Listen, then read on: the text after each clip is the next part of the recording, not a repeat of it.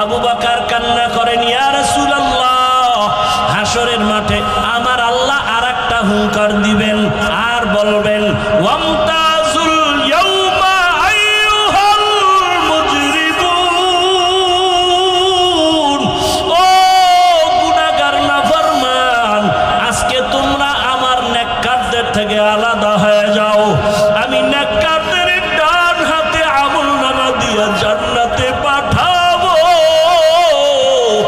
আর গুনাহগারদেরকে জাহান্নামে বাম হাতে আমলনামা দিব। আল্লাহ যখন বলবে গুনাহগারেরা ভয়, নেককারদের থেকে আলাদা হতে চাইবে না, আল্লাহ কুদরতি একটা বাছুনি দিয়া বাম পার্শ্বে জাহান্নামের দরওয়াজার রাস্তায় সব পড়ে যাবে। আল্লাহ বলবে জাহান্নামের ফেরেশতারা, ওদেরকে বেনামাজিদের শিকল লাগাইয়া বাঁধো, আর বাম হাতে আমলনামা দিব, জাহান্নামে নিয়ে যাও। তবে এদের সোজা হাতের উপরে আমলনামা দেওয়া হবে না। আল্লাহ রাগান্বিত হয়ে বলবেন, আমার দেয়া নিয়ামত পাইয়া আমার হুকুম মতো চলে নাই, আমার দেয়া পানি, আমার দেয়া বাতাস, আমার দেয়া সূর্যের আলো, চাঁদের আলো, জমিনের ফসল, গাছের ফল খাইয়া বান্দা আমার হুকুম মতো চলে নাই, আমি আল্লাহ ওকে সোজা হাতে দিব না। এই নাফরমান বেনামাজির বুকের মাঝে ছিদ্র করে দাও, ছিদ্র করে বাম হাতটা ঢুকাইয়া পিঠের থেকে হাত বের করো। ফেরেশতাকে বলা মাত্র তাই করা হবে। আল্লাহ পাক পেছনের হাতে বেনামাজির আমলনামা দিয়া বলবেন, ইকরা কিতাবাকা কাফা বিনাফসিকাল ইয়াউমা আলাইকা হাসিবা। আল্লাহর ফেরেশতারা বলবে, আল্লাহ ওই নাফরমানের চোখ দুইটা সামনে, আমলনামা পেছনে কেমনে পড়ে দেখবে? আল্লাহ আবার রাগান্বিত হয়ে বলবেন, ও জাহান্নামের ফেরেশতা, এই নাফরমানের ঘাড় ধরিয়া মোচড় দিয়া পেছনে ফিরায় দাও। ও আল্লাহর বান্দারা, আল্লাহর আযাবের ভয়, আদালতের ভয়, সাহাবায়ে কেরামের কান্না। আবু বকর বলেন, ও মায়ার নবী, ওই সময় যদি আমি আবু বকরকে আল্লাহ ডাকেন আর যদি প্রশ্ন করে, আবু বকর এত মর্যাদা দিলাম, আমার জন্য তুমি কি নিয়ে আসছো? আমি যদি বলি, হে মালিক, আমার তোমার মহাব্বতে আমি নামাজ পড়লাম, তেলাওয়াত করেছি, যাকাত দিয়েছি, জিকির করেছি, সব কিছু পেশ করার পর আল্লাহ যদি বলেন ওই মহিলার মতোই তোমার আমল আমার কাছে পছন্দ হয় নাই, তোমার আমল তুমি নিয়ে যাও, আমার জান্নাত আমাকে দিয়ে দাও। তো আমি যেভাবে নামাজ চেয়েছি তুমি ওইভাবে নামাজ পড়তে পারো নাই, আমি যেভাবে তেলাওয়াত চেয়েছিলাম হক আদায় করে তেলাওয়াত করতে পারো নাই, আমি যেইভাবে জিকির চেয়েছি তুমি হক আদায় করে জিকির করতে পারো নাই। ও আমার সন্দীপের বাবারা, ও আমার কলিজার যুবক, পর্দার আড়ালের মা বোনেরা, সাহাবায়ে কেরামের আমল ইলম কত সুন্দর, তাদের নামাজ কত সুন্দর, তেলাওয়াত কত সুন্দর, জিকির কত সুন্দর, তাদের তাকওয়া কত সুন্দর। এরপরেও যদি তাদের কান্নার জীবন, আপনার আমার তো নামাজ নাই, তেলাওয়াত নাই, রোজা নাই, জিকির নাই, আপনার আমার কি পরিমাণ কান্না করা উচিত? কপাল বুঝি খারাপ, পাথরের থেকেও দিলটা শক্ত হয়ে গেছে, চোখে পানি নাই। ও আল্লাহর বান্দা, গুনার কথা স্মরণ করে তওবা করো, আল্লাহকে মনে মনে বলো, ও আল্লাহ, জীবনে গুনাহ কম করি নাই, আর গুনাহ নিয়ে কবরের বিছানায় যেতে চাই না। এই সাগরের মাঝে কত মানুষের প্রাণ চলে গেল, কয়েকদিন আর বাঁচবারে যুবক, মনের আশা মিটায় তো গুনাহ কম করলা না, এখনো কি তওবা করবা না? আল্লাহর কাছে তওবা করো। তোমার মতো কত যুবক এখনো জেনারেল লাইনে থাকিয়াও নামাজ ছাড়ে না, বলো তুমি কেন পারবা না রে বাবা? তোমার মতো যুবক চাকরি করে, ব্যবসা করে, নামাজ পড়ে, তুমি কেন পারো না? ও ব্যবসায়ী বাবারা, চাকরিজীবী বাবারা, আপনাদের মতো কত বান্দা চাকরি ব্যবসা করে, নামাজও পড়ে, বলেন আপনারা কেন পারবেন না? ও পর্দার আড়ালের মা বোনেরা, কয়দিন দুনিয়ায় বাঁচবেন? আপনার মতো কত মা পর্দা করে, নামাজ পড়ে, এখনো স্বামীর মাল হেফাজত করে, বেপর্দায় চলে না, মোবাইলে সময় নষ্ট করে না। আম্মা জানেরা কেন পারবেন না? এখনো সময় আছে, তওবা করেন। সন্তানটাকে আদর্শবান বানায়া যান। সন্তানের ব্যবহারে কোনোদিন যেন মা বাবা, মুরব্বী, উলামায়ে কেরাম, শিক্ষকেরা কষ্ট না পায়। আবু বকরের চোখের পানি, রহমতের নবীও চোখের পানি ছেড়ে কান্না করলেন। আল্লাহ পাক ওই হাসরের ময়দান কায়েম করবেন ইনসাফের বিচার করার জন্য। ওই ভয় অন্তরে জমা করো, আর 2 ফোঁটা চোখের পানি ছেড়ে অন্তরে আমার মালিকের ডাক দাও, হে মালিক, এই ময়দানে আমার মতো গুনাহগার কেউ নাই। আমার গুনার খবর মা বাবা, ভাই বোন কেউ জানে না রে আল্লাহ। আমার গুনার কারণে আমার হাত না পাক, আমার চোখ না পাক, আমার জিহ্বা না পাক, অন্তর না পাক। ও আল্লাহ, আজকে থেকে তওবা করে নিলাম। মরিয়া গেল নামাজ ছাড়বো না, দাড়ি কাটবো না, বেপর্দায় চলবো না। ইসলামী অর্থনীতি মানুষের কল্যাণ দিতে পারে, বাকি সব অর্থনীতি মানুষের দুর্দশা টেনে আনে। আমি চ্যালেঞ্জ দিয়ে যাচ্ছি সন্দ্বীপের মানুষ, এই জমিনে যেদিন ইসলামের অর্থনীতি বাস্তবায়ন হবে, সেদিন থেকে টের পাবেন দারিদ্র বিমোচন সব বন্ধ হয়ে যাবে।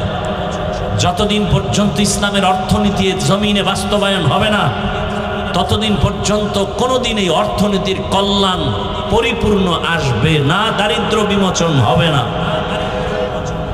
এখন অর্থনীতি কি, এটাই তো আমরা বুঝি না, আলোচনা নাই। ইসলামের অর্থনীতির একটা শাখার নাম যাকাত।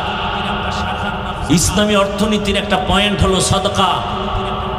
ইসলামী অর্থনীতির একটা পয়েন্ট মানুষকে, অসহায়কে ধার দাও। আপনাদের সন্দ্বীপে বহু টাকাওয়ালা আছে, গরিব গিয়া বলে আমাকে 5,000 টাকা ধার দেন 15 দিন, বলে নাই নাই নাই। বড়লোক বলে নাই, কানে কানে মুখ লাগায় বলবেন এই কপাল ভরা, সুদে দে সুদে। বলবে 1 লাখ দিব, 1 লাখ, কালকে চলে আসো। এরকম কুলাঙ্গার নাই? 5,000 টাকা ধার দিতে চায় না, সুদে লাগাতে চায় লক্ষ টাকা। তার মানে ও চায় ওর মায়ের সাথে, ওর গর্ভধারিণী মায়ের সাথে 24টা ঘন্টা শুধু জিনার গুনাহ করতে চায়। কথা বলেন না কেন? গত বছরও সম্ভবত বলেছি, আল্লাহর আদালতে আল্লাহর কাছে সব থেকে বড় দুশ্মন 2 দল।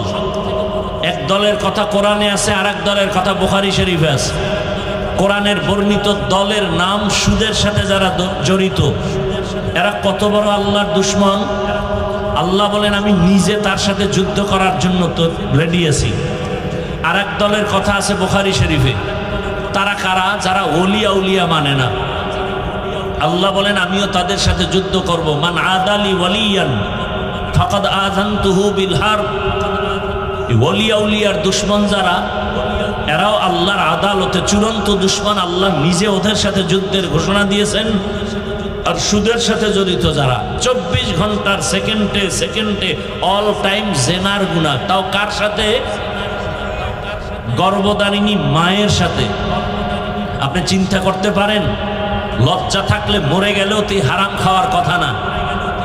লজ্জা উঠে গেছে 1500 বছর আগে রাসূল বলে গেছেন, লা ঈমানা লিমান লা হায়া আলা। যাদের হায়া লজ্জা নাই ওদের ঈমান নাই। এজন্য ঘরে ঘরে সুদের ব্যবসা। চায়ের দোকান দিবে, সেখানেও লোনের টাকা দিয়ে দিতে হয়। আর মানুষকে ধার দেওয়ার লোক নাই, সুদে দেওয়ার লোকের অভাব নেই। কিয়ামতের আলামত ইসলামের অর্থনীতি যাকাত। যাকাত দিবে, দেশে গরিব থাকবে না। পাই পাই হিসাব করে যাকাত তো দেওয়া হচ্ছে না, বরং যাকাত দেওয়াটাকে জরিমানা মনে করে অনেক। আল্লাহ হেদায়েত দান করুন। ইসলাম এমন এক শান্তির ধর্ম, দেখা হলেই ইসলাম কি বলে? আগে সালাম দাও, আসসালামু আলাইকুম ওয়া রাহমাতুল্লাহ। মানে কি বলেন? সালাম অর্থ কি? শান্তি। সালাম অর্থ কি? তাহলে আমিও শান্তির দোয়া করলাম, সেও আমাকে দোয়া করলো, ওয়া আলাইকুম আসসালাম, আপনার উপরও কি বর্ষণ হোক। তার 2 দিক থেকে শান্তির দোয়া যখন চলে, গজব আসবে কিভাবে? ইসলাম বলে, এই বড়রা, ছোটকে মায়ার নজরে দেখো, আবার ছোটদের বলে বড়দেরকে সম্মানের নজরে দেখো। বড়রা যদি ছোটকে মায়ার নজরে দেখে, ছোটদের উপরে জুলুম করবে না। আবার ছোটরা যদি বড়দেরকে সম্মানের নজরে দেখে, কোনোদিন ছোটরা বড়দের সাথে বেয়াদবিমূলক আচরণ করবে না। ইসলাম বলে, কর্মচারী কাজ করে, ঘাম ঝরার আগে বেতন দাও। শান্তি আসবে না কেন? এজন্যই তো পুরা দুনিয়াটা শাসন করেছেন দুজন মুসলমান, আর পুরা দুনিয়াটা শোষণ করেছে দুজন বেঈমান। ব্যবধান বুঝছেন? খেয়াল করেন, মোবাইল নিয়ে এক গজবে পড়ে আছেন, কেউ কলবের দরজা বন্ধ রাখছেন। আল্লাহ যদি আসলে হেদায়েত না দেয়, আমি হাফিজুর রহমানকে, আমি তো একটা অমানুষ, আমি মানুষ না। বক্তা হয়েছি ঠিক, বক্তা হওয়া এটা কোনো ব্যাপার না। না, আপনিও মাইক লয়ে টান দেন, দেখবেন ওয়াজ হয়ে গেছে, আপনি বক্তা। দেখেন না কোন জায়গায় জানি দেখলাম পুলিশ ওয়াজ করে, তেলাওয়াত করে, সেই সুন্দর তেলাওয়াত শুনলাম একদিন। হায় হায়, মানুষের নেয় দাওয়াত দিয়ে। মানে বাংলাদেশ এমন এক সম্ভাবনাময় দেশ, সবই সম্ভব, আকামও সম্ভব, ভালোও সম্ভব। বাবা তার আপন মেয়েকে হোটেলে ঢুকায় রাতের বেলা কয়, আজকের রাতের জন্য তুই আমার কাছে স্ত্রীর সমান। নাউজুবিল্লাহ, আসে না? কি ইন্ডিয়ার খবর, সোনার বাংলার খবর। আল্লাহ হেদায়েত দান করুন। আর আপনারা তো ইসলাম চাই বলেন, আসল সময় ইসলামকে যে একটা জায়গায় নিতে হবে, সেই ক্ষেত্রে আমরা দুর্বল। কি ভোটের আগের রাত্রে হাদিয়া যে দিবে তাকে ভোট বিক্রি করবেন? আল্লাহ হেদায়েত দান করুন। তো আপনি মানেন আর না মানেন, এই কথাটা মনে রাখেন, লেখা রাখেন। ইসলাম সারা জমিনে শান্তি আসবে না, কোনো দিনও না, কিয়ামত পর্যন্ত সম্ভবই না। যারা বলে ইসলাম সারা শান্তি দিবে, সবগুলো চাপাবাজ। শান্তির একমাত্র ঠিকানার নাম ইসলাম, আর সেই শান্তির ঠিকানা মানুষকে দেখাবে একমাত্র উলামায়ে কেরাম। অতএব এই জমিনের মানুষের চূড়ান্ত বন্ধু ওলামায়ে কেরাম, আর বাকি সব স্বার্থপর। ওলামায়ে কেরাম ছাড়া নিঃস্বার্থ বন্ধু এ জাতির নাই। এর হাজারো প্রমাণ আমাদের চোখের সামনে। মহামারী করোনায় দেখায় দিছে আঙ্গুল দিয়ে, আমরা খেয়াল রাখি না। করোনার শত শত লাশ, কেউ কাছে যায় না। বাবার লাশ সন্তান কাছে যায় না, সন্তানের লাশ বাবা কাছে যায় না। সেই সময় আমার দেশের এই করোনার লাশগুলো টুপিওয়ালা ওলামায়ে কেরাম নিজেরা কাঁধে নিয়ে গোসল, কাফন, দাফন, জানাজা সব কমপ্লিট করেছিলেন। তারা একজন হুজুরও করোনায় মরেনি। আল্লাহ হেদায়েতের দৌলত আমাদেরকে দান করেন। তো আল্লাহ পাক রব্বুল আলামিন মানুষকে বিনা হিসাবে জান্নাত দিতে চান, এবং সেই জান্নাত দেওয়ার জন্য দুই ব্যবস্থা দিলেন, ব্যক্তি আর কিতাব। শ্রেষ্ঠ ব্যক্তি রহমাতুল্লিল, শ্রেষ্ঠ কিতাব কোরআনুল। নবী নাই, কোরআন আছে। এখন আল্লাহ রসুল বলে গেছেন, আমি না থাকলেও দুটো জিনিস রেখে গেলাম, ধরে রাখো। জীবনে কোনোদিন তোমার ঈমানও যাবে না, সম্মানও যাবে না। এক জিনিস হলো কোরআন, দ্বিতীয় হলো আমি রসুলের আদর্শ সুন্নাত। قال رسول الله صلى الله عليه وآله وسلم تركت فيكم أمرين لن تضلوا ما تمسكتم بهما كتاب الله وسنة رسولي। দুই জিনিসের কথা রসুল বললেন, আমি বিদায় বেলা চ্যালেঞ্জ দিয়ে গেলাম, এই দুই জিনিস যদি আঁকড়ায় ধরো তোমাদের ঈমানও যাবে না, সম্মানও যাবে না। দুইয়ের এক হলো কোরআন, দ্বিতীয়টা কি বলেন না কেন? এক নম্বরে কোরআন, এক নম্বরে কি? দ্বিতীয় স্পষ্ট বলেন। প্রথমটা কোরআন, দ্বিতীয়টা কি? সুন্নত। সবাই বলেন দ্বিতীয়টা কি? এখন আপনি প্রশ্ন করবেন যে কোরআন হাদিস, কোরআন হাদিস, রসুল এখানে হাদিস বলেন না, আপনি হাদিস বলেন কেন? রসুল বলেন সুন্নাহ, আপনি কেন হাদিস বলেন? চালাকি করেন কেন? নবী এখানে হাদিস না বলে সুন্নতের কথা বললেন কেন? সেই ব্যাখ্যায় ঢুকলে আবার অন্যদিকে যাবে। এ কথা বুঝায় গেলেন যে হাদিস তুমি কিতাব দেখা বাংলা বইরাও পারবা, আরবি পরে পারবা, সুন্নত যদি তোমার মানতে হয় ব্যক্তিকে না দেখে সুন্নতের আমল সম্ভব না। ব্যক্তিকে না দেখে সুন্নতের আমল সম্ভব। এখন সে ব্যক্তিকে নবী বলেন আমার ব্যক্তি যারা আমার পরে থাকবে এরা আমাদের ওয়ারিস উলামায়ে কেরাম। আল উলামা ওয়ারাসাতুল আম্বিয়া, উলামায়ে কেরাম আমাদের ওয়ারিস। এদের মাধ্যমে তুমি এই সুন্নতের জিন্দেগি সুন্দর করে সাজাও, তো মৃত্যু পর্যন্ত তোমার ঈমানও যাবে না, সম্মানও যাবে না। আল্লাহ পাক কোরআন রাখছেন, ওলামায়ে কেরাম আছেন, আর আল্লাহ যে কোরআন দিলেন, কোরআনের মধ্যে বেশি বেশি বেশি বেশি আল্লাহ ভয়ের বয়ান করেছেন। ভয়, ভয়ের নাম তাকওয়া, ভয়ের নাম খাশিয়া, ভয়ের নাম খৌফ।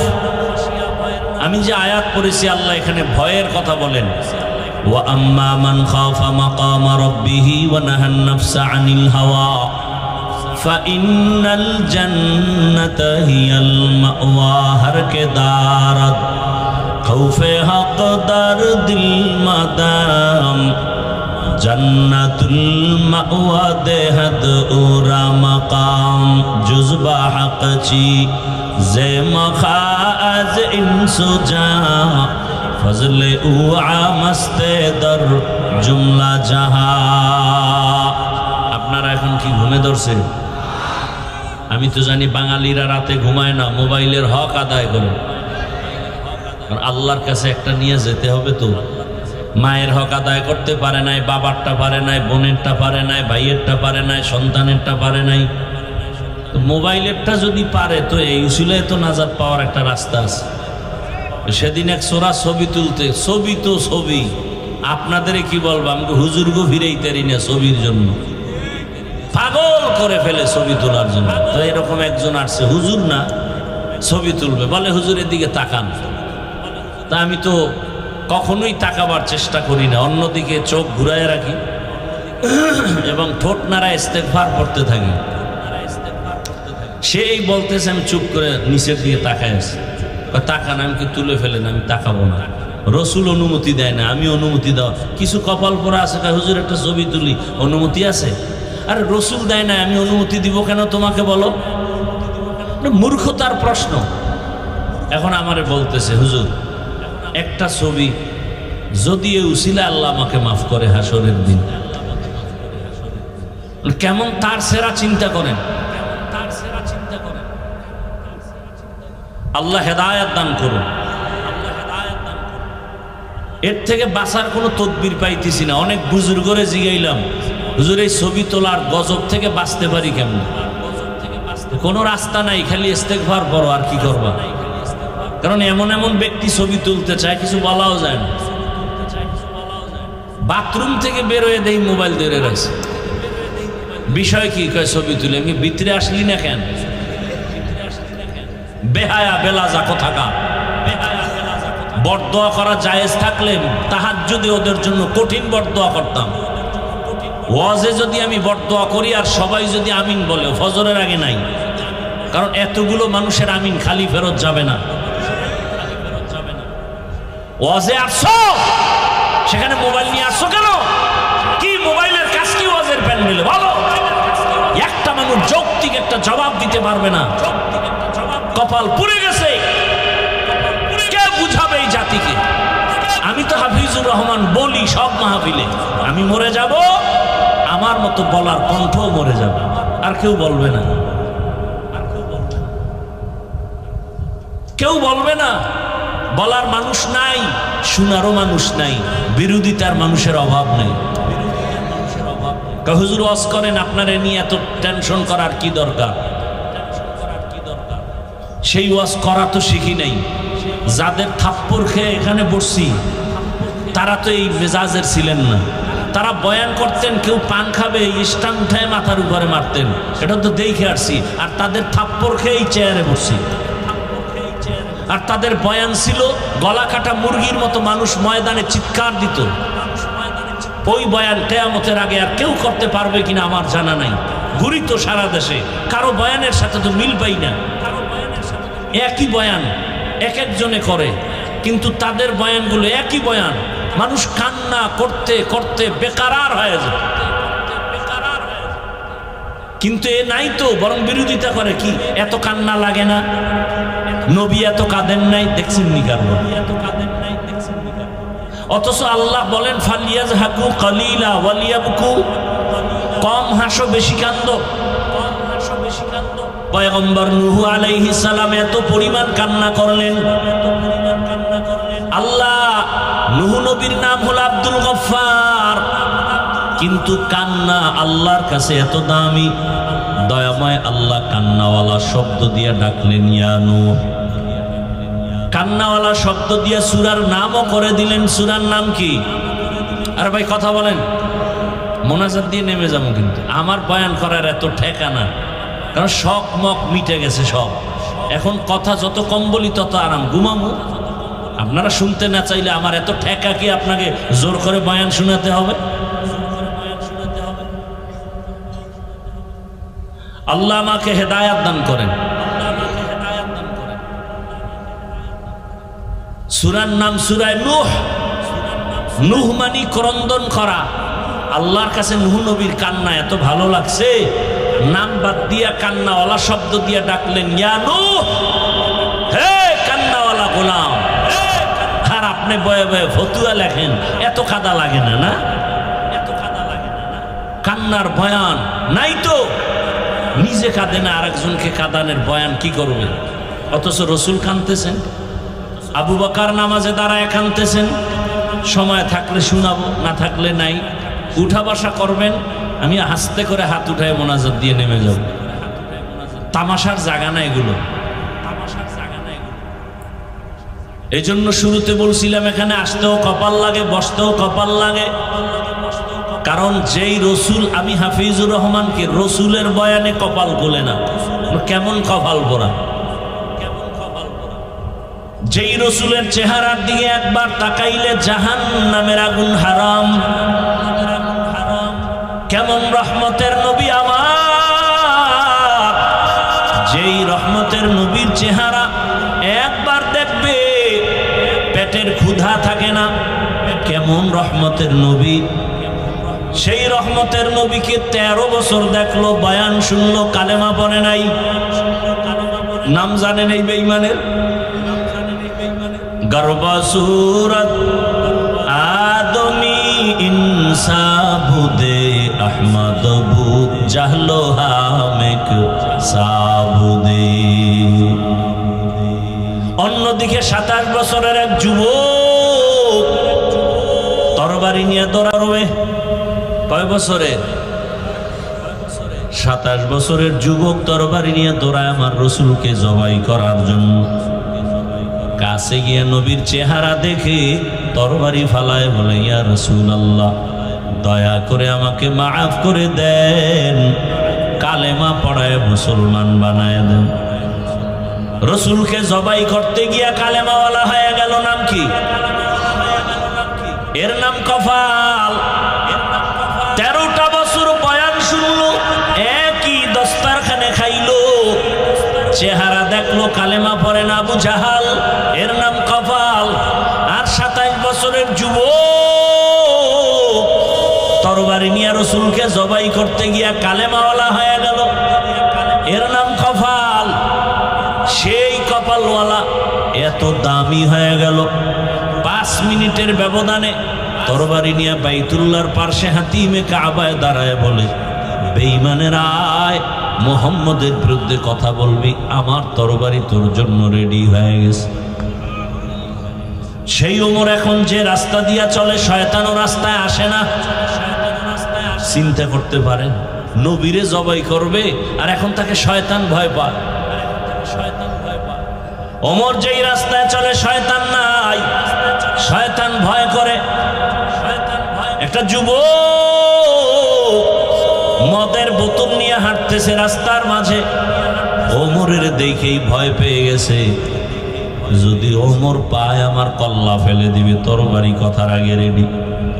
এমন তওবা করছে, ও আসমানের মালিক তুমি আর আমার ওমর থেকে বাঁচাও, আমি আর জীবনে মদের বোতল হাতে নিব না। যুবক মদের বোতল নিয়ে দাঁড়ায়, ফালাইতেও পারে না, ওমরের নজর হয়ে গেছে। কাছাকাছি আইয়া কয় ওমর, এই যুবক বোতল দে। বোতলের ভেতরে কি?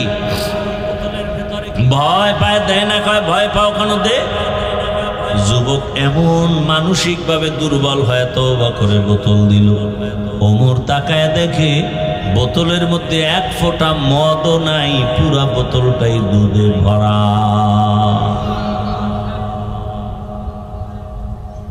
এরাও কপালওয়ালা। শুধু কি তাই, ১৫০০ বছর পরে এখনো ওমরের নাম শুনলে কেমন জানি শরীরে কম্পন শুরু হয়।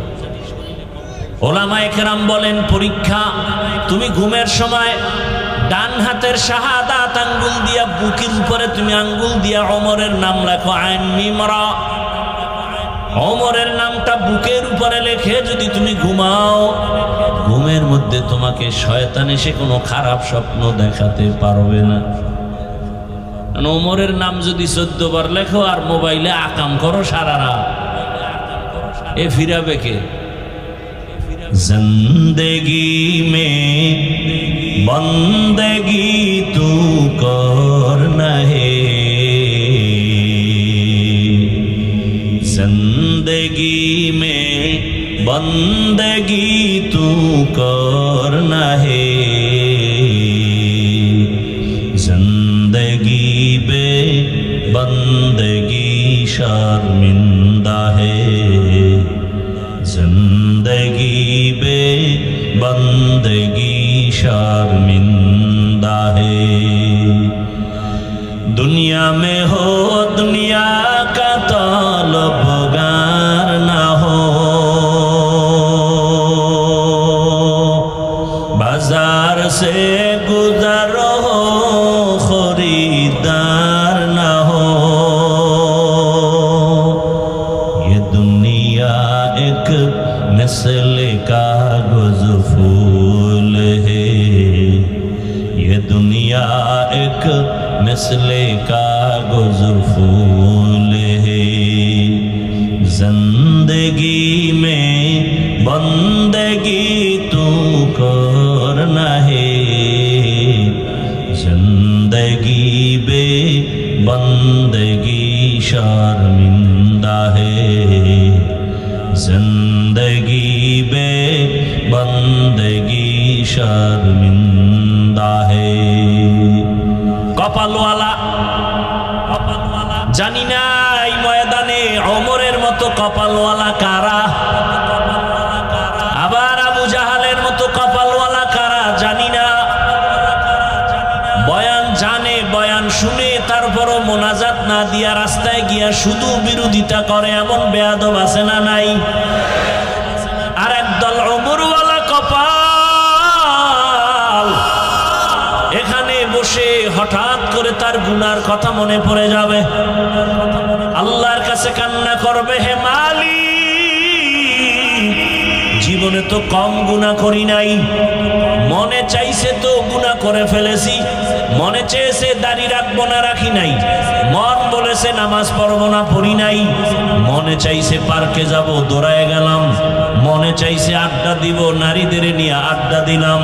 ও আল্লাহ, কোন দিন মরণ হবে জানা নাই, আজ তুমি দয়া করে বেহেশতের প্যান্ডেলে নিয়ে আসছো, তওবা করে নিলাম, মরে যাব আর গুনার কাছেও যাব না, এমন তওবা করে বিদায় হবে, ফজরে মসজিদে গিয়া হাজির হয়ে যাবে। আতিনা ফি দারে দুনিয়া না হাসান, আতিনা ফি দারে উকবা না হাসান। হেদায়েতের মালিক কে?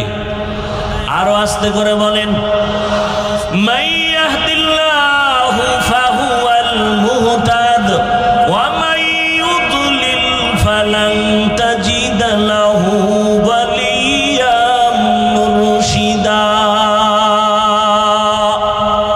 আল্লাহ যাকে হেদায়েত দিবেন সে পেয়ে যাবে, যার কপাল খারাপ ও হেদায়েত পাবে দূরের কথা, হেদায়েত পাওয়ার কোনো মুর্শিদও পাবে না। মুর্শিদ মানে পথ দেখানেওয়ালা, পথ প্রদর্শক। কপাল বড় খারাপ। দোয়া করি আল্লাহ ওমরওয়ালা কপাল আমাদের দান করেন। আরো জোরে বলেন, ইয়া ইলাহি মুঝসে মুঝকো দূর কর, তাকে দেখো মুঝ মে তুঝকো এক নজর।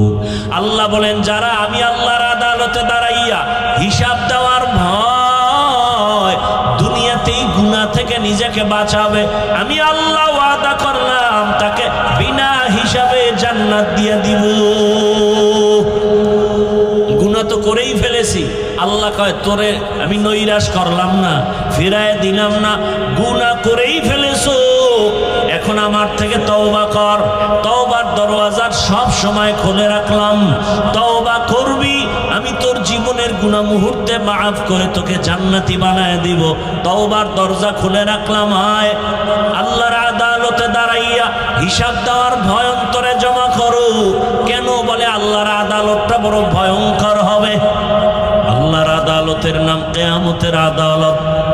সে আদালতটা কেন হবে এবং সে আদালতটা কিভাবে হবে, বড় ভয়ঙ্কর হালাত। এ জমিনের একজন রাষ্ট্রনায়ক, একদিকে রাষ্ট্র চালায় বাদশা, অন্যদিকে সে আল্লাহর প্রিয় গোলাম বুজুর্গ। নাম শুনছেন আপনারা? বাদশা হারুন রশিদ শুনছেন নাম? বলেন তো তার স্ত্রীর নাম কি জানেন? অনেকে বলেন, বলেন পুরাটাই বলেন, আবার অল্প বলেন কেন? বাদশা হারুন রশিদের স্ত্রীর নাম কি? জুবায়দা খাতুন। কেমন রাষ্ট্র চালায়, আবার ইমামতিও করে। ইমাম তো এমনই হবে যে মসজিদের ইমাম হবে, সে রাষ্ট্রেরও ইমাম হবে। কে? মসজিদেরও তিনি খুতবা দিবেন, আবার রাষ্ট্র পরিচালনার ইমামতি করবেন। তাকে কেউ ধাক্কা দিয়ে ফেলতে পারবে না, এমন ইমাম হবে বাদশা হারুন রশিদ। তাদের মধ্যে একজন। আবার তার স্ত্রীটাও কেমন? জুবায়দা খাতুন। কেমন? আল্লাহর পেয়ারা বান্দি জুবায়দা, কোরআনে হাফেজা। তার প্রাসাদে কাজের মেয়ে আছে 100 মহিলা। কত মহিলা? সব মহিলারা কাজের, সবাই হাফেজে কোরআন। সুবহানাল্লাহ। না কয়শো মহিলা? সবাই কোরআনের হাফেজা। জুবায়দা খাতুন সিদ্ধান্ত নিলেন, আমার বাড়ির আঙ্গিনায় 24টা ঘন্টার সেকেন্ডে সেকেন্ডে সেকেন্ডে আল্লাহর কোরআনের তেলাওয়াতের আওয়াজ বের হবে। আর সারা বছর মুসলমানের ঘরে কোরআনের তেলাওয়াতের আওয়াজ নেই। মোবাইল আছে, চাইলে তো যুবক একটু তেলাওয়াত শুনতে পারে, মক্কা মদিনার ইমামের তেলাওয়াত। আল্লাহর কোরআনের মতো মজার তেলাওয়াতে জমিনে আর কোথাও। বান্দা তুমি, আমি তো চ্যালেঞ্জ দিয়ে বলি, যুবক তুমি যদি মোবাইলে তেলাওয়াত শুনতে শুনতে ঘুমায় যাও, 1 সপ্তাহ যদি তেলাওয়াত শুনো মক্কা মদিনার ইমামের, তুমি নিজেই একদিন চোখের পানি ছেড়ে কাঁদবা আর বলবা গানের আওয়াজ আর কানের ভেতরে দিব না। আল্লাহর কোরআনের আওয়াজের মতো দামি আওয়াজ নাই, মজার কোনো আওয়াজ নাই। এ কারণে আবু জাহাল সারাটা দিন আমার নবীরে গালি দিত, বিরোধিতা করত, কিন্তু ঘরের কিনারায় রাতের গোপনে গিয়া আল্লাহর রসুলের তেলাওয়াতের আওয়াজ কানে শুনত। বাখা কোরআ কালামুল্লাহ বশনো কদিমাস্তি নইনো। বাদশা হারুন রশিদের স্ত্রী জুবায়দা খাতুন, ও পর্দার আড়ালের আম্মা জান, কেমন স্বামী তো রাষ্ট্র চালায়, টাকার অভাব নাই, পয়সার অভাব নাই, ক্ষমতারও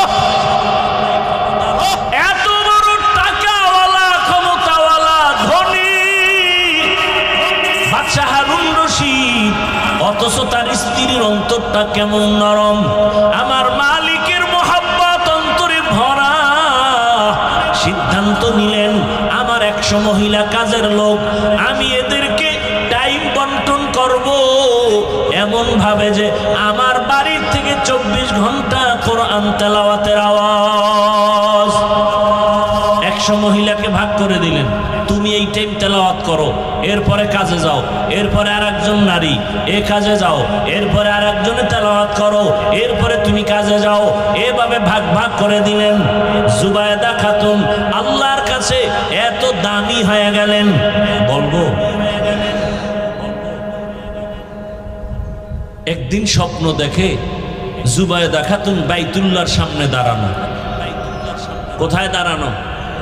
আপনারা এখন স্বপ্ন দেখেন, আপনি দেখেন সন্দ্বীপের কোনানে আড্ডা আছে, সেখানে দাঁড়ানো, অমুক পার্কে দাঁড়ানো। জুবায়দা খাতুন স্বপ্ন দেখে আমি বাইতুল্লাহর পার্শ্বে দাঁড়ানো। খেয়াল করিয়েন কিন্তু, আর চতুর্দিক থেকে সারা বিশ্বের মানুষ এসে এসে জুবায়দার সাথে জেনা করে। নাউজুবিল্লাহ বলবেন না? কত খারাপ স্বপ্ন, কিন্তু ব্যাখ্যা তো কঠিন, ব্যাখ্যা অনেক কঠিন। এজন্য স্বপ্ন কারো কাছে বলা উচিত না, নিষেধ। স্বপ্নের ব্যাখ্যা যারা জানে তাদেরকে বলা উচিত। জুবায়দার মতো আল্লাহর বান্দি স্বপ্ন দেখলেন বাইতুল্লাহর সামনে দাঁড়ানো, আর সারা দেশের মানুষ এসে তার সাথে জেনা করতেছে। দেখা জুবায়দার ভয়, কি দেখেছি, এত বাইতুল্লাহর মতো জায়গায় আমি দাঁড়ানো, যেই বাইতুল্লাহ দিয়ে তাকাইয়া থাকলেই সওয়াব আর সওয়াব, কিন্তু কপাল বুঝি খারাপ। কি দেখলাম যে সারা দেশের মানুষ আমার সাথে জিনা করে, কিন্তু মন্তব্য করা যায় না, ব্যাখ্যা নিতে হবে। ব্যাখ্যা কোথা থেকে নিব? জগৎ বিখ্যাত স্বপ্নের ব্যাখ্যা করনেওয়ালা আল্লামা ইবনে সিরিন রহমাতুল্লাহ আলাইহি লোক দিয়া পাঠায়, যাও স্বপ্নের ব্যাখ্যাকারী জগৎ বিখ্যাত আলেম, তার কাছে যাও। যাইয়া এরপরে তুমি এই স্বপ্নটার কথা তার কাছে বলবা, তবে আমি জুবায়দার নাম বলবা না, বলবা জনৈক কেউ স্বপ্ন দেখছে এমন। তো লোক গেছে। আমার আয়াতের আলোচনার এর একটা অংশ হিসেবে ঘটনাটা টানলাম। হারুন রশিদের ঘটনা বলবো, মূল কথা প্রসঙ্গে তার স্ত্রী কেমন আল্লাহওয়ালা একজন রাষ্ট্রনায়ক, তার স্ত্রী এমন হওয়াই উচিত। তাহলে দেখবেন ভেতরেও অন্যায় হবে না, বাহিরেও অন্যায় হবে না। ব্যাখ্যা নেওয়ার জন্য আল্লামা ইবনে সিরিনের দরবারে হাজির। হযরত, একজন আল্লাহর বান্দি এরকম স্বপ্ন দেখছে, ব্যাখ্যা দেন। ইবনে সিরিন বলে, যে দেখছে তার নাম বলো। নাম বলা নিষেধ। ইবনে সিরিন বলে ব্যাখ্যা দেওয়াও নিষেধ। যাও, কারণ স্বপ্ন যে দেখবে তার কোয়ালিটি বুঝতে হবে, এরপরে ব্যাখ্যা হবে। কি যে যেমন তার ব্যাখ্যাটা তেমন হবে। একজনের স্বপ্ন দেখছে রসুল উলঙ্গ অবস্থায় ডাস্টবিনে পড়ে আছে। নাউজুবিল্লাহ আসে না? ইন্ডিয়া না, কিন্তু আমাদের দেশের কোন এক বুজুর্গ, ল্যাংটা বুজুর্গ, মুজাদ্দিদে জামান, আন্তর্জাতিক বেঈমান, স্বপ্ন দেখছে রসুল নাকি উলঙ্গ। আর তাও আবার ডাস্টবিনে পড়া। এর ব্যাখ্যা কি? নবী কয়, এই ইসলাম মইরা গেছে, তোর হাতে ঝান্ডা দিলাম, তুই নতুন করে এটারে উপরে উঠা। ভালো করে একটা পয়েন্ট মনে রাখবেন, কোন বেনামাজির হাতে আল্লাহ ইসলামের ঝান্ডা দিবেন না। ভালো করে মনে রাখবেন, লিখে রাখবেন, আল্লাহর দুশ্মনের হাতে আল্লাহ ইসলামের ঝান্ডা দিবেন না, কখনো দিবেন না, কখনো দিবেন না। এইবার আবার ঘুরে টুইরাইস, ম্যাডাম নাম না বললে ব্যাখ্যা দিবে। এখন পড়লো আরো চাপে, কি করি, সারা দুনিয়ার মানুষ জেনে ফেলবে। এক পর্যায়ে ভেবে বলে, যাও আমার নামটা বলো। এবার বাহক গিয়া নাম বলেছেন। বাদশাহ হারুন রশিদের স্ত্রী জুবায়েদা স্বপ্ন দেখেছে। স্বপ্নের ব্যাখ্যাকারী ইবনে সিরিন মুস্কি হাসলেন আর বললেন, জুবায়েদার মতো কপালওয়ালা মানুষের বড় অভাব। জুবায়েদা স্বপ্ন দেখলো বাইতুল্লাহর পাশে দাঁড়ানো, সারা দুনিয়ার মানুষ এসে জিনা করে। আর ব্যাখ্যা কি? জুবায়েদার কপাল বড় ভালো। জুবায়েদা এই মক্কা নগরীতে এমন একটা কাজ করবে, সারা দুনিয়ার মানুষ এই জুবায়েদার কাজের অংশ নিয়ে উপকৃত হবে। আর জুবায়েদাকে কিয়ামত পর্যন্ত মানুষ স্মরণ করবে। আজও মক্কায় যেয়ে দেখবেন জুবায়েদা সরকারি টাকা না, স্বামীর টাকা না, নিজের টাকা দিয়া বাইতুল্লাহর পাশে পানির বড় অভাব, নহর কাটলো, নহর ড্রেন বানাইলো, পানির ড্রেন দূরে দূরে দূরে দূরে। এখনো সেই ড্রেনের নাম হলো নহরে জুবায়েদা নামে। আরবে গেলে, মক্কায় গেলে এখনো সেই ড্রেনের চিহ্ন এখনো আছে। ওই ড্রেনের পানি সারা দুনিয়ার মানুষ পান করলো। স্বপ্ন দেখলো কি, ব্যাখ্যা হলো কি? জুবায়েদা কপালওয়ালা নারী। এরে আম্মা জানেরা, আপনারাও তো তাদের মতোই মা, আপনার কপালটা তো তাদের মতোই। জুবায়েদা খাতুনের মতোই আপনার কপাল। আপনি তো খাদিজা রাদিয়াল্লাহু আনহার মতোই নারী, ফাতেমা রাদিয়াল্লাহু আনহার মতো নারী, আয়েশা রাদিয়াল্লাহু আনহার মতো নারী।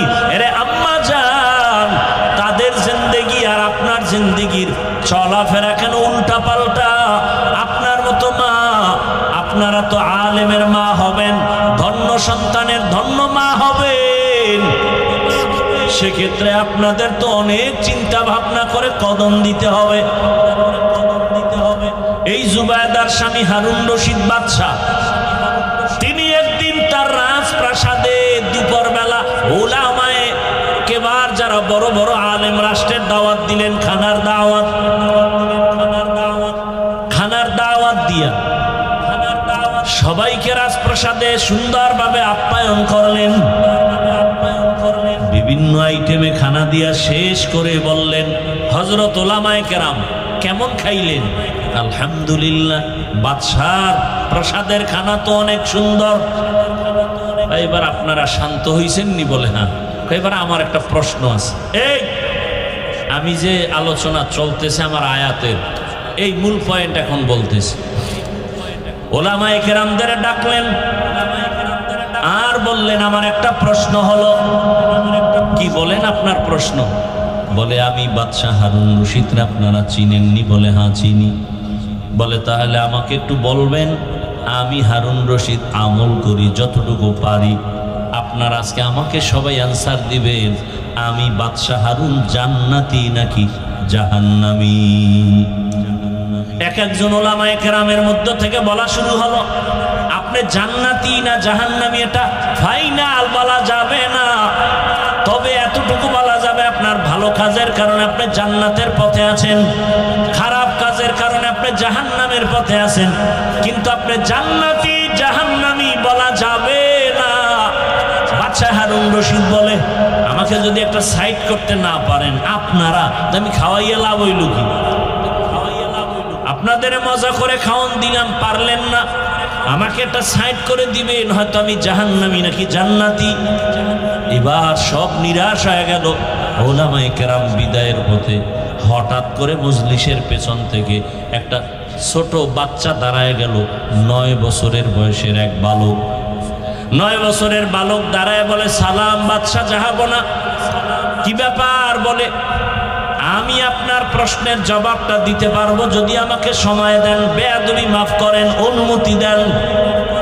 সব আলেম তাকায় আছে, আমরা পারলাম না, আর এই অল্প বয়সে এ কি বলবো?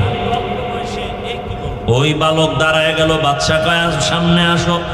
সামনে এসে বলে, বাদশাহ একটু আমাকেও প্রশ্নটা করতে হবে।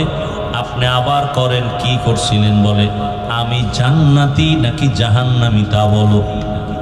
বলে জবাবটা দিব আমি। তবে আমার প্রশ্ন, যে প্রশ্ন করে সে কি তুলনামূলক সম্মানের উপরে আছে, না যে উত্তর দেয় তার সম্মান বেশি? বাদশা কয় উত্তর দেনেওয়ালার তো একটু সম্মান বেশি হয় তুলনামূলক। বাচ্চাটা ডেকে বলে, ও বাদশা জাহাপনা, বেয়াদবি মাফ করবেন, আমি যেহেতু উত্তর দিব, আপনার সিংহাসনে আমাকে বসায় দেন, আপনি কিছু সময়ের জন্য নিচে বসতে হবে। বাদশা তো আর জানেন না, আল্লাহওয়ালা 9 বছরের বালকের কথা শুনে কয়, আসো আমার সিংহাসনে বসো।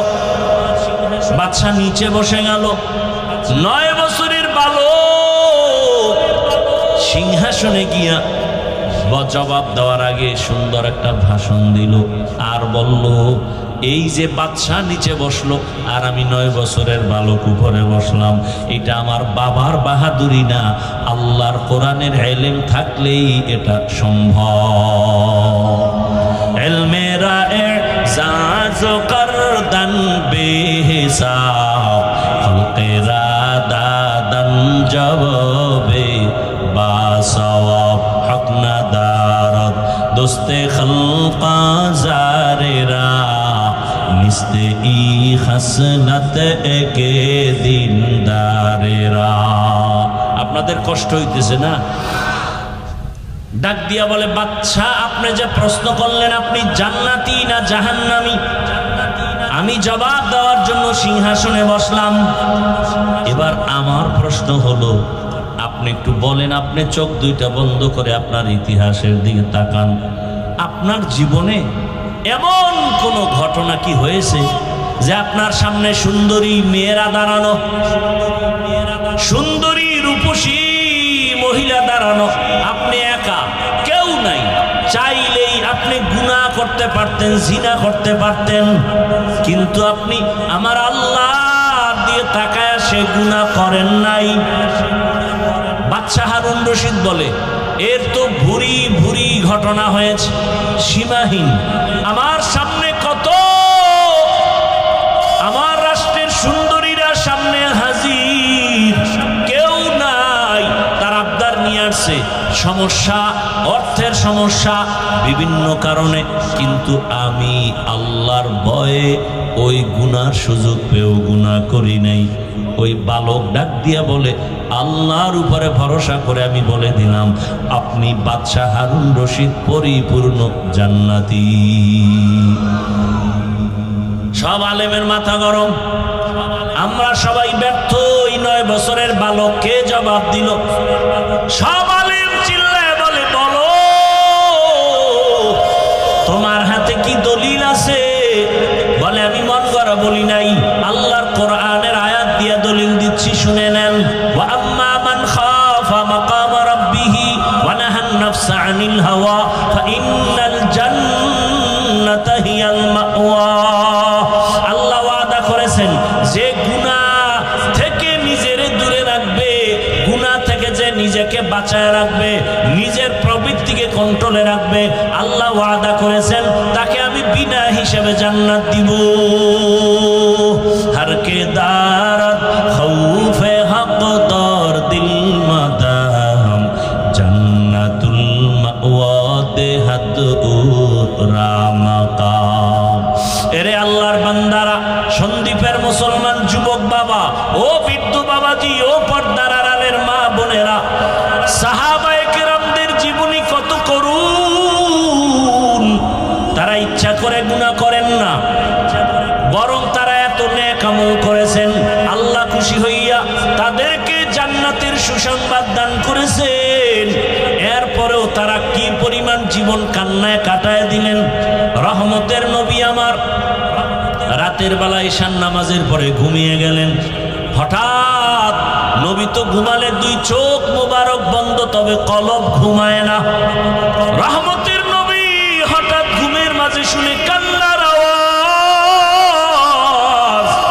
মায়ার নবীর ঘুম ভেঙে গেল। সজাগ হইয়া নবী ঘর থেকে বের হয়েছেন। মাথার কিনারায় মসজিদে নববী। রহমতের নবী বের হইয়া তাকাইতেছেন এই রাতের বেলা।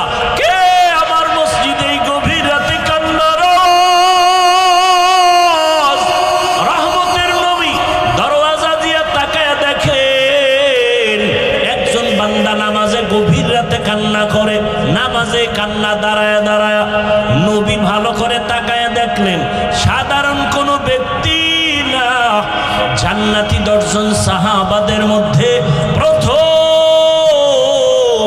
আমার কলিজার আবু বকর নামাজে দাঁড়ায় দাঁড়ায় কান্না করতেছেন। নবী অপেক্ষা, আবু বকর নামাজ শেষ করে তাকায় দেখে রহমতের নবী দাঁড়ানো। মায়ার নবী বললেন, আবু বকর বলেন, ইয়া রাসূলুল্লাহ, আমি গোপনে নামাজে দাঁড়াইলাম, আপনি এখানে কেন? আবু বকরের কথায় রহমতের নবী বললেন, ও আবু বকর, তোমার কান্না আমাকে এখানে হাজির করেছে, তুমি কান্না করেছো। আরে নামাজের মধ্যে কান্নার কারণ কি? আবু বকর বলেন, একটা আয়াত আমাকে কান্নার মধ্যে ফেলে দিয়েছে। কি আয়াত? ইন্নাল্লাহা আশতারা মিনাল মুমিনিনা আনফুসাহুম ওয়া আমওয়ালাহুম বিআন্না লাহুমুল জান্নাহ। আল্লাহ বলেন, মুমিনের জান মাল আমি কিনে নিয়েছি, বিনিময়ে মুমিনের জান্নাত দিয়েছি। নবী বলেন, এটা খুশির কথা, এখানে কান্না কেন? আবু বকর বলেন, আমি তো গভীরে চিন্তা করেছি নবী। আবু বকরের তো চিন্তা অনেক গভীর। ইজা জা নাসরুল্লাহ এ সূরা নাজিল হয়েছে, সাহাবায়ে কেরাম আনন্দ, কিন্তু আবু বকর চোখের পানি ছেড়ে কান্না করেন। জিজ্ঞাসা করা হয়, আবু বকর কাঁদো কেন? বলে, তোমার সুসংবাদ আর আনন্দের মধ্যে আমি তো কান্নার আওয়াজ দেখতেছি, কারণ রহমতের নবীর বিদায়ের সুসংবাদ এখানে আছে। নবী চলে যাবেন, আমার এই দিকে মন চলে গেছে কান্নার আওয়াজ। ও নবী, যদিও খুশির কথা, আল্লাহ মুমিনের জান মাল কিনে নিয়েছেন, মুমিনের জান্নাত দিয়েছেন। ও নবী, আপনি জানেন আমি একটা ব্যবসার দোকানদারি করি। আমার কাছে আজকে এক মহিলা আমার দোকানে আসি বহুদিন আগের কিনা একটা কাপড় ফিরায় টাকা নিয়ে গেল। বিদায় বেলা বললাম, আম্মা জান, আপনি কাপড় ফিরায় দিলেন, তার কারণ কি? মহিলা বলে, তোমার দোকানের কাপড় আমার পছন্দ হয় নাই, আগেই দেওয়ার কথা, সময়ের কারণে আসতে পারি নাই, এখন দিয়ে চলে যাচ্ছি। ইয়া রাসূলুল্লাহ, আমার ভয় অন্তরে জমা হয়ে গেছে, হাসরের ময়দানের কথা আমার মনে পড়ে গেছে। যেই হাসরের ময়দানের কথা নবী আপনিই বলেছেন, এমন ভয়ঙ্কর হবে হাসরের মাঠ, যেই মাঠের মধ্যে নারী পুরুষ সবাই উলঙ্গ দাঁড়াবে। নবী আপনিই তো বয়ান করে কেঁদেছেন, এত কান্না করেছেন আপনি, হাসরের মাঠ কত ভয়ঙ্কর হবে। ইয়া রাসূলুল্লাহ, আপনিই বলেছেন নারী পুরুষ সব উলঙ্গ দাঁড়াবে। আল্লাহর নবী আপনিই বলেছেন হাসরের ময়দান এতটা ভয়ঙ্কর হবে, কেউ কারো দিকে তাকাবার পর্যন্ত হুঁশ হবে না। অন্যদিকে আমার আল্লাহ হাসরের মাঠ কায়েমের পর অর্ডার করবে, রে সূর্য কাছে নেমে আসো, যত তাপ তুমি জমিনে ছেড়ে দাও। সূর্যের এত গরম, সূর্যের গরমে মাটির জমিনটা তামা হয়ে যাবে, মানুষগুলো ছটফট করবে, কলিজা ফাটা কান্না। সূর্যের গরমে মাথার মগজগুলো ভাতের মারের মতো ফুটতে থাকবে। ও রহমতের নবী, আপনি বলেছেন অপরদিকে জাহান্নামের চিৎকারের আওয়াজ, জাহান্নাম এত জোরে চিল্লানি দিয়া বলবে, আল্লাহ, বেনামাজি গুনাহগার গুলো কই, আমার পেটে দাও, আমার পেটে ক্ষুধা। আল্লাহ তাআলা বলবে, ও ফেরেশতা, জাহান্নামের গলায় 70,000 শিকল লাগায় বেঁধে ধরে রাখো, সামনে যদি আসে বিচার করা যাবে না। অন্যদিকে নবী আপনি বলেছেন আল্লাহ হাসরের ময়দানে ভয়ঙ্কর রূপ ধারণ করবেন। আল্লাহ তাআলা হাসরের আদালত কায়েম করে এমন একটা রাগান্বিত আওয়াজ দিবেন, কুদরতি আওয়াজ, লিমানিল মুলকুল ইয়াউম লিল্লাহিল ওয়াহিদিল কাহ্হার। আল্লাহ তাআলা বলবেন, আজ হাসরের ময়দানের রাজত্ব কার? আল্লাহ তাআলার কুদরতি আওয়াজ, রাগান্বিত আওয়াজ, হাসরের ময়দানটা থরথর করে কেঁপে উঠবে। ও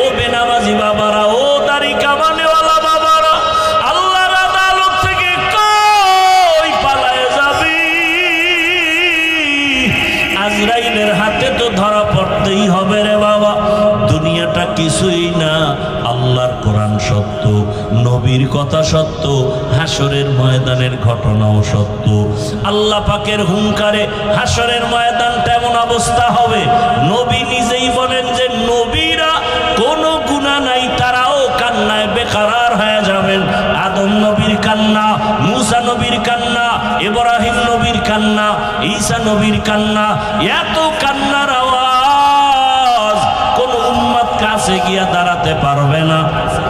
সবাই নিজেরে নিয়ে কাঁদবেন, আমার উপায় কি হবে, আমার উপায় কি হবে। ঈসা নবী কাঁদবেন, আমার উপায় কি হবে। মুসা নবী কাঁদবেন, আমার উপায় কি হবে।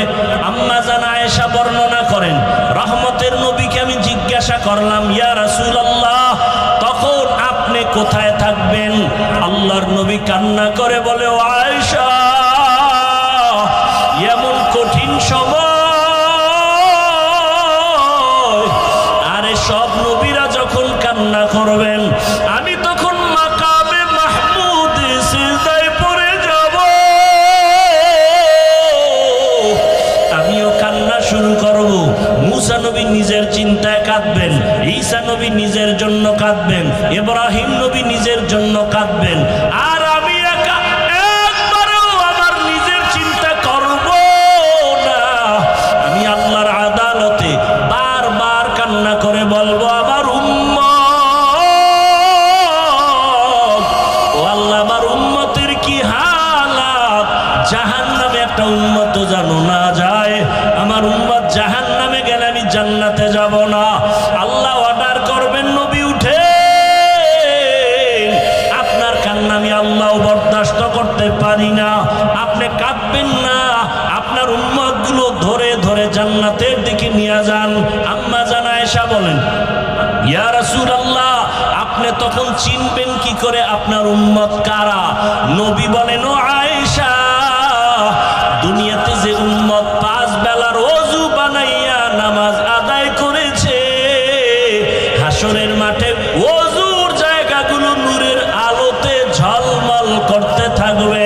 আমি ধরে ধরে জান্নাতের ময়দানের দিকে নিয়ে কাউসারের সামনে লাইনে দাঁড় করাবো। আমি নবী নিজের হাতে কাউসারের পানি পেয়ালা ভরে দিব, উম্মতরা পান করবে, পিপাসা নিবারণ করবে, তৃপ্তি অর্জন করবে। ও আল্লাহর বান্দারা, আবু বকর কান্না করেন, ইয়া রাসূলুল্লাহ, হাসরের মাঠে আমার আল্লাহ আরেকটা হুঙ্কার দিবেন আর বলবেন, ওয়ামতাজুল ইয়াউমা আইয়ুহাল মুজরিমুন, ও গুনাহগার নাফরমান, আজকে তোমরা আমার নেককারদের থেকে আলাদা হয়ে যাও। আমি নেককারদের ডান হাতে আমলনামা দিয়ে জান্নাতে পাঠাবো, আর গুনাহগারদেরকে জাহান্নামে বাম হাতে আমলনামা দিব।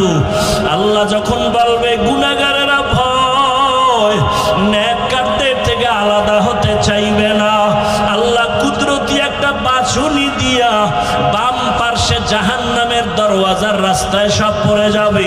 আল্লাহ বলবে, জাহান্নামের ফেরেশতারা, ওদেরকে বেনামাজিদের শিকল লাগাইয়া বাঁধো, আর বাম হাতে আমলনামা দিব, জাহান্নামে নিয়ে যাও। তবে এদের সোজা হাতের উপরে আমলনামা দেওয়া হবে না। আল্লাহ রাগান্বিত হয়ে বলবেন, আমার দেয়া নিয়ামত পাইয়া আমার হুকুম মতো চলে নাই, আমার দেয়া পানি, আমার দেয়া বাতাস, আমার দেয়া সূর্যের আলো, চাঁদের আলো, জমিনের ফসল, গাছের ফল খাইয়া বান্দা আমার হুকুম মতো চলে নাই, আমি আল্লাহ ওকে সোজা হাতে দিব না। এই নাফরমান বেনামাজির বুকের মাঝে ছিদ্র করে দাও, ছিদ্র করে বাম হাতটা ঢুকাইয়া পিঠের থেকে হাত বের করো। ফেরেশতাকে বলা মাত্র তাই করা হবে। আল্লাহ পাক পেছনের হাতে বেনামাজির আমলনামা দিয়া বলবেন, ইকরা কিতাবাকা কাফা বিনাফসিকাল ইয়াউমা আলাইকা হাসিবা। আল্লাহর ফেরেশতারা বলবে, আল্লাহ, ওই নাফরমানের চোখ দুইটা সামনে, আমলনামা পেছনে কেমনে পড়ে দেখবে? আল্লাহ আবার রাগান্বিত হয়ে বলবেন, ও জাহান্নামের ফেরেশতা, এই নাফরমানের ঘাড় ধরিয়া মোচড় দিয়া পেছনে ফিরায় দাও। ও আল্লাহর বান্দারা, আল্লাহর আযাবের ভয়, আদালতের ভয়। সাহাবায়ে কেরামের কান্না। আবু বকর বলেন, ও মায়ার নবী, ওই সময় যদি আমি আবু বকরকে আল্লাহ ডাকেন আর যদি প্রশ্ন করে, আবু বকর এত মর্যাদা দিলাম, আমার জন্য তুমি কি নিয়ে আসছো? আমি যদি বলি, হে মালিক, আমার তোমার মহাব্বতে আমি নামাজ পড়লাম, তেলাওয়াত করেছি, যাকাত দিয়েছি, জিকির করেছি, সব কিছু পেশ করার পর আল্লাহ যদি বলেন ওই মহিলার মতোই তোমার আমল আমার কাছে পছন্দ হয় নাই, তোমার আমল তুমি নিয়ে যাও, আমার জান্নাত আমাকে দিয়ে দাও। তো আমি যেভাবে নামাজ চেয়েছি তুমি ওইভাবে নামাজ পড়তে পারো নাই, আমি যেভাবে তেলাওয়াত চেয়েছিলাম হক আদায় করে তেলাওয়াত করতে পারো নাই, আমি যেইভাবে জিকির চেয়েছি তুমি হক আদায় করে জিকির করতে পারো নাই। ও আমার সন্দীপের বাবারা, ও আমার কলিজার যুবক, পর্দার আড়ালের মা বোনেরা, সাহাবায়ে কেরামের আমল ইলম কত সুন্দর, তাদের নামাজ কত সুন্দর, তেলাওয়াত কত সুন্দর, জিকির কত সুন্দর, তাদের তাকওয়া কত সুন্দর। এরপরেও যদি তাদের কান্নার জীবন, আপনার আমার তো নামাজ নাই, তেলাওয়াত নাই, রোজা নাই, জিকির নাই, আপনার আমার কি পরিমাণ কান্না করা উচিত? কপাল বুঝি খারাপ, পাথরের থেকেও দিলটা শক্ত হয়ে গেছে, চোখে পানি নাই। ও আল্লাহর বান্দা, গুনার কথা স্মরণ করে তওবা করো, আল্লাহকে মনে মনে বলো, ও আল্লাহ, জীবনে গুনাহ কম করি নাই, আর গুনাহ নিয়ে কবরের বিছানায় যেতে চাই না। এই সাগরের মাঝে কত মানুষের প্রাণ চলে গেল, কয়েকদিন আর বাঁচবারে যুবক, মনের আশা মিটায় তো গুনাহ কম করলা না, এখনো কি তওবা করবা না? আল্লাহর কাছে তওবা করো। তোমার মতো কত যুবক এখনো জেনারেল লাইনে থাকিয়াও নামাজ ছাড়ে না, বলো তুমি কেন পারবা না রে বাবা? তোমার মতো যুবক চাকরি করে, ব্যবসা করে, নামাজ পড়ে, তুমি কেন পারো না? ও ব্যবসায়ী বাবারা, চাকরিজীবী বাবারা, আপনাদের মতো কত বান্দা চাকরি ব্যবসা করে, নামাজও পড়ে, বলেন আপনারা কেন পারবেন না? ও পর্দার আড়ালের মা বোনেরা, কয়দিন দুনিয়ায় বাঁচবেন? আপনার মতো কত মা পর্দা করে, নামাজ পড়ে, এখনো স্বামীর মাল হেফাজত করে, বেপর্দায় চলে না, মোবাইলে সময় নষ্ট করে না। আম্মা জানেরা কেন পারবেন না? এখনো সময় আছে, তওবা করেন, সন্তানটাকে আদর্শবান বানায়া যান। সন্তানের ব্যবহারে কোনোদিন যেন মা বাবা, মুরব্বী, উলামায়ে কেরাম, শিক্ষকেরা কষ্ট না পায়। আবু বকরের চোখের পানি, রহমতের নবীও চোখের পানি ছেড়ে কান্না করলেন। আল্লাহ পাক ওই হাসরের ময়দান কায়েম করবেন ইনসাফের বিচার করার জন্য। ওই ভয় অন্তরে জমা করো, আর দুই ফোঁটা চোখের পানি ছেড়ে অন্তরে আমার মালিকের ডাক দাও, হে মালিক, এই ময়দানে আমার মতো গুনাহগার কেউ নাই, আমার গুনার খবর মা বাবা, ভাই বোন কেউ জানে না রে আল্লাহ। আমার গুনার কারণে আমার হাত না পাক, আমার চোখ না পাক, আমার জিহ্বা না পাক, অন্তর না পাক। ও আল্লাহ, আজকে থেকে তওবা করে নিলাম, মরিয়া গেল নামাজ ছাড়বো না, দাড়ি কাটবো না, বেপর্দায় চলবো না।